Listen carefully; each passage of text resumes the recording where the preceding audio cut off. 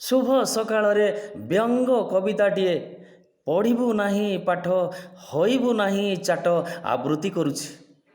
ଆପଣମାନଙ୍କୁ ମୋର ବିଶେଷ ଅନୁରୋଧ, ଆପଣମାନେ ମୋର ଏଇ ବ୍ୟଙ୍ଗ କବିତାଟିକୁ କଦାପି ସିରିୟସଲି ନେବେ ନାହିଁ, ଟିକେ ହାଲୁକା ଭାବରେ ଗ୍ରହଣ କରିବେ। ତାହେଲେ ଆରମ୍ଭ କରୁଛି। ଆମେ ତ ସବୁ ଗାଉଁଲି ପିଲା, ପାଠ ପଢ଼ିବୁ ନାହିଁ କହିଲେ ତମେ ଯେତେ ଆମକୁ କିଛି ଶୁଣିବୁ ନାହିଁ, କିଛି ଶୁଣିବୁ ନାହିଁ। ପାଠ ପଢ଼ାରେ ହେବରେ କିସ, ବୁଲିଲେ ଅଛି ଲାଭ। ପରବାଡ଼ିରୁ ପିଜୁଳି କୋଳି କିଏ ଆମକୁ ଦେବ, କିଏ ଆମକୁ ଦେବ। ସକାଳ ହେଲେ ପଢ଼ିବା ପାଠ, ସଞ୍ଜ ହେଲେ ପାଠ, ସ୍କୁଲ ଯାଇ ପଢ଼ିବା ପାଠ ଦିଏ ଆମକୁ କଷ୍ଟ, ଦିଏ ଆମକୁ ଭାରି କଷ୍ଟ। ବୁଲିଲେ ମନ ରହୁଛି ଭଲ, ପଢ଼ିବୁ କିଆଁ ପାଠ, ଆହୁରି ଭଲ ସ୍କୁଲ ନ ଯାଇ ଘରେ ରଚିଲେ ଷାଠ, ଘରେ ରଚିଲେ ଷାଠ।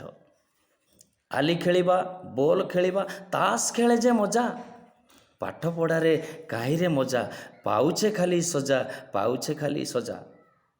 ଭାଇ ଆମର ବମ୍ବେ ଯାଇକି ଆଣିଛି ମୋବାଇଲ, ଜାଣିଛ? ଭାଇ ଆମର ବମ୍ବେ ଯାଇକି ଆଣିଛି ମୋବାଇଲ। ଶୁଣୁଛି ଗୀତ, ଦେଖୁଛୁ ନାଚ, ସବୁ ଯାଉଛୁ ଭୁଲି, ସବୁ ଯାଉଛୁ ଭୁଲି। ବାପା ଆମର ଗଜମୂର୍ଖ, ମା ତ ତାଙ୍କଠୁ ବଳି, ବୁଝିବେ କାହୁଁ ପାଠ ମହତ୍ତ୍ୱ, ଯେତେ କରିଲେ ହୁରି, ଯେତେ କରିଲେ ହୁରି। ତାପରେ ବି ସହର ନୁହେଁ ଗାଁ ତ ଇଏ, ଏଠି ପାଠ ପଚାରେ କିଏ? ପାଠର ଚାଷ ହୁଏନି ଏଠି, ଷାଠର ଚାଷ ହୁଏ, ଷାଠର ଚାଷ ହୁଏ।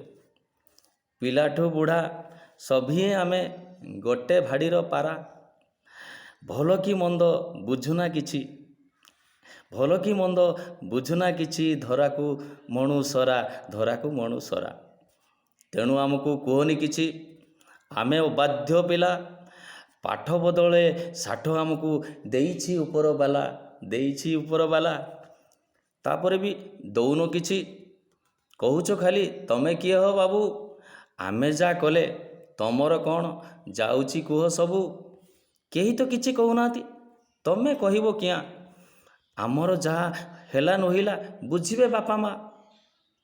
ଆମ ଇଚ୍ଛାରେ ଆମେ ଜୀଇଁବୁ, ତେଣୁ ଆମ ଇଚ୍ଛାରେ ଆମେ ଜୀଇଁବୁ। କୁହନି ତମେ କିଛି, ବେଶୀ କହିଲେ ଜାଣିଥା ତମ, ବଜେଇ ଦେବୁ ଘଣ୍ଟି, ବଜେଇ ଦେବୁ ଘଣ୍ଟି।